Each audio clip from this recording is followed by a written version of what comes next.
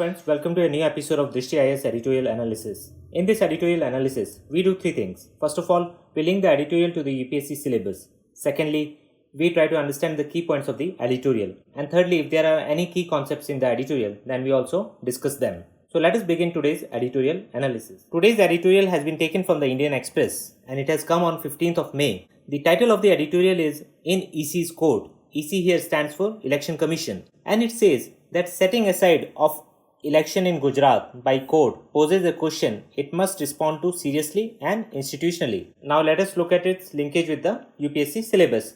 So this editorial links directly with GS paper 2, where we have governance, constitution, polity and other topics. Under this we have salient features of the Representation of People's Act, which deals with the election process, and appointment to various constitutional posts, powers, functions and responsibilities of various constitutional bodies.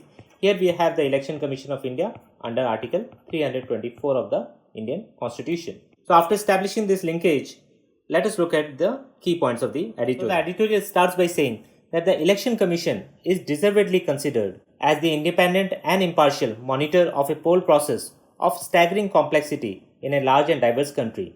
So India is known as the largest democracy, and in this largest democracy we have massive elections which run into multiple phases and require enormous machinery for their conduct, and it is the role of the Election Commission guaranteed by the Constitution to oversee this election process and to ensure that India's vibrant democracy has free and fair elections as its basis. So it is a very challenging task, but the Election Commission has been doing it in a very responsible manner for such a long time that it has acquired the trust of the people of India of being independent as well as of being impartial. But now this court order of the Gujarat High Court has delivered a setback of a different kind to the Gujarat government and to the Election Commission of India.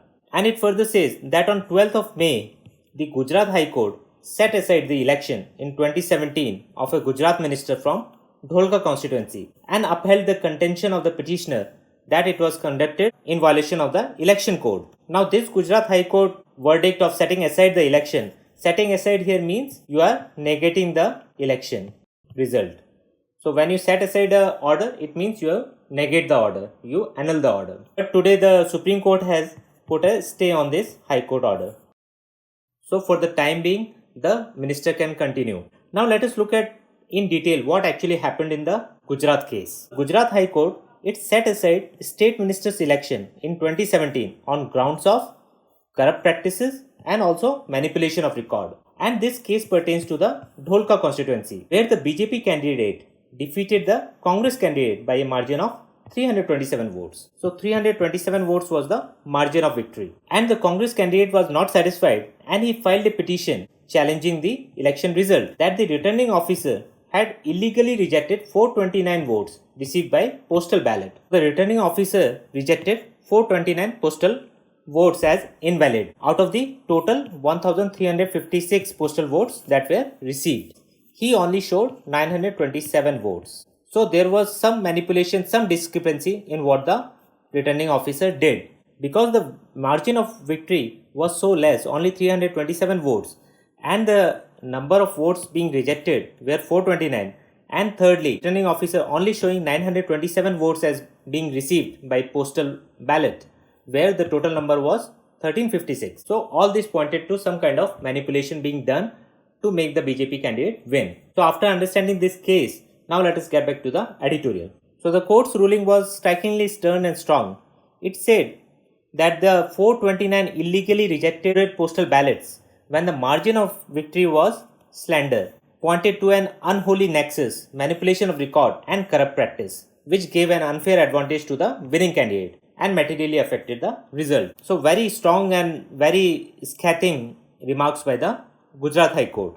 And it also lends weight to the allegations of misuse of government machinery to influence an election. To stop this, we do have the Model Code of Conduct, but we see more violation of it than its adherence by the political parties during elections. So this is also lacking legal backing. Depends entirely on the ethical and moral orientation of the political parties and candidates to basically abide by the Model Code of Conduct. And also this whole incident puts in serious question the role of the returning officer. We'll look at the returning officer in the key concept section. Now the response by Election Commission to all this. So it has constituted a 3-member committee of officers. So setting up a committee is the standard response of any government authority, and Election Commission has also done the same, though it's a constitutional body. And at the same time, it has also considered disciplinary proceedings to be taken against the returning officer. But the editorial says that surely cannot be the end of the embarrassment for an institution like the Election Commission. So this setting aside of the election result of a 2017 election points to the serious issues with the Election Commission's supervision and conduct of elections. And the EC should learn from it and should take corrective measures to make sure that this kind of incidents do not happen again and the public doesn't lose its trust in the body. So it is time for some introspection by the Election Commission and also for some institutional reforms, because over the years the Election Commission has earned its place at the top of the heap of India's most trusted institutions. So institutions like the Supreme Court, the Army, the Election Commission, they hold lot of trust in the eyes of the public, and it is the obligation on the part of these institutions as well to make sure that they uphold the trust of the public, and whenever such incidents happen which bring down their reputation, they should take corrective action at the earliest. The editorial also says that it is also true that its stature and standing calls for constant vigilance. So it is not okay just to be vigilant at the time of elections, but Election Commission has to ensure constant vigilance. Also, the fact that an election has been held invalid by the court is an indictment that needs to be addressed seriously and institutionally by the Election Commission. And this becomes that much more important in present times when the politics is becoming more and more confrontational, and when the Election Commission itself is coming under increasing fire for its feeble interventions or just towing the line of the executive. Whereas Election Commission of India is an independent body, it's a constitutional body, and it should not be seen to be following the diktat of the government. The Election Commission's rebuke and reprimand, even for violations of the legally unenforceable Model Code of Conduct, matters because of its formidable reputation for fairness. So even though the Model Code of Conduct is not having legal backing, but it is the stature and the moral high ground from which the Election Commission speaks that the political parties feel it to be their duty to follow its directions. And the EC should not let go of this moral high ground. And for that, it has to remain impartial. It has to remain independent and also seem to be vigilant against any violation of such Model Code of Conduct or any other rules set by the Election Commission. Further, the editorial says that any sign of institutional weakness or complacency must be guarded against by the Election Commission of India, and the Election Commission must act and also be seen to act to ensure that the aberration in Gujarat remains just that, an aberration. So as long as Election Commission acts in an impartial and independent manner, all the political parties would be willing to follow its directions.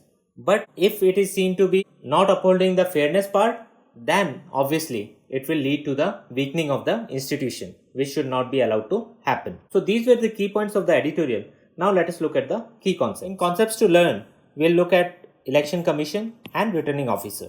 Election Commission of India, it is very important topic from exam point of view. And now let us look at some of the key features of this institution. Election Commission of India is an autonomous constitutional authority responsible for administering union and state election processes in India. And it administers elections to Lok Sabha, Rajya Sabha and state legislative assemblies, and also to the offices of the President and the Vice President. The Election Commission was established in accordance with the Constitution on 25th January 1950. So this is important and must be remembered. And the articles concerning Election Commission's role and power are between Article 324 to 329. So this we should remember. Now let us look at the structure of the Commission. So originally the Commission had only one Election Commissioner, but after the Election Commissioner Amendment Act 1989, it has been made a multi-member body. So 3 members are there. And it consists of 1 Chief Election Commissioner and 2 Election Commissioners, but they are of equal rank. And the Chief Election Commissioner as well as the Election Commissioners are appointed by the President. They have a fixed tenure to ensure their independence or up to the age of 65 years, whichever is earlier. And they enjoy the same status and receive salary and perks as available to the judges of the Supreme Court of India. Also, the Chief Election Commissioner can be removed from office only through a process of removal, which is similar to that of a Supreme Court judge. So, all these things like the fixed tenure, same status and receiving of salary and perks as available to the judges of Supreme Court, as well as their removal process, all these have been done to make sure that the Election Commission of India acts independently and does not come under the influence of the executive. Now let us look at the role and duties of the returning officer.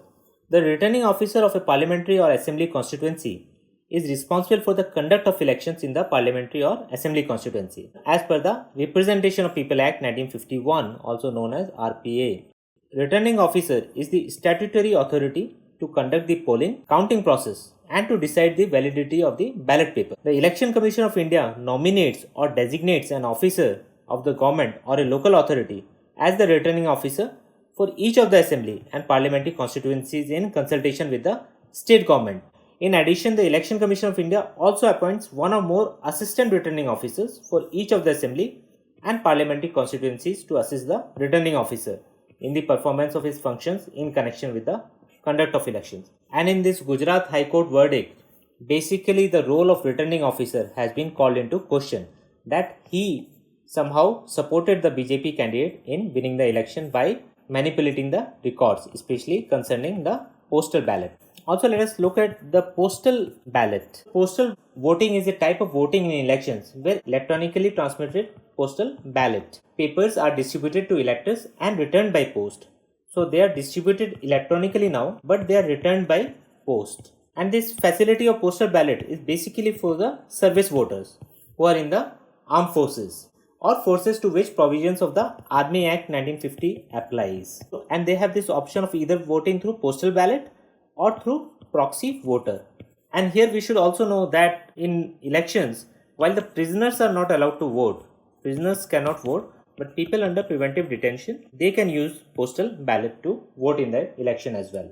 So in October 2019, the Law Ministry has amended the Conduct of Election Rules 1961 on the suggestion of the Election Commission of India and extended the facility of postal ballot to people unable to cast their votes because of their service conditions. So people who are working in certain sectors like maybe in aviation, shipping, railways and other emergency services, plus people who are physically challenged, journalists who are covering the elections and also elderly people, they have been allowed to vote through this process of postal ballot and they will be called as absentee voters. So a new category has been introduced. And this is very important from prelims point of view. So people who are providing essential services plus people who are physically challenged or elderly, they have been allowed this option to cast their votes through postal ballot and they are categorized as absentee voters. Postal ballot remains for the service voters basically. And these absentee voters have to fill a form called Form 12D. So this was all in today's editorial discussion. Now let us look at the kind of questions that can be asked in PT and mains. So in prelims, you can be asked about postal ballot. You can also be asked about the absentee voter that we saw. Who are absentee voters and how are they classified? Then you can also be asked about the Election Commission and the article pertaining to it in the Constitution, which is Article 324. So the institution and its role and functions are mentioned between Article 324 to 329. And also about electoral process. So basic questions can be there as to who is a returning officer, what are his role and responsibilities, who is an observer and so on. So these kind of things you should be knowing. And as far as mains is concerned, you can be asked about electoral reforms. This is a very favorite area of UPSC question setters. So one should be ready with various electoral reforms that have been undertaken and also what reforms need to be undertaken now. So the role of Election Commission can also be asked. Then importantly, the challenges being faced by Election Commission of India in the conduct of elections and how Election Commission of India can make the election process even more fair. So what steps can be taken by it? So these are the kind of questions that you should be prepared on. So this was all in today's editorial analysis. We'll see you next time with another editorial. Thank you.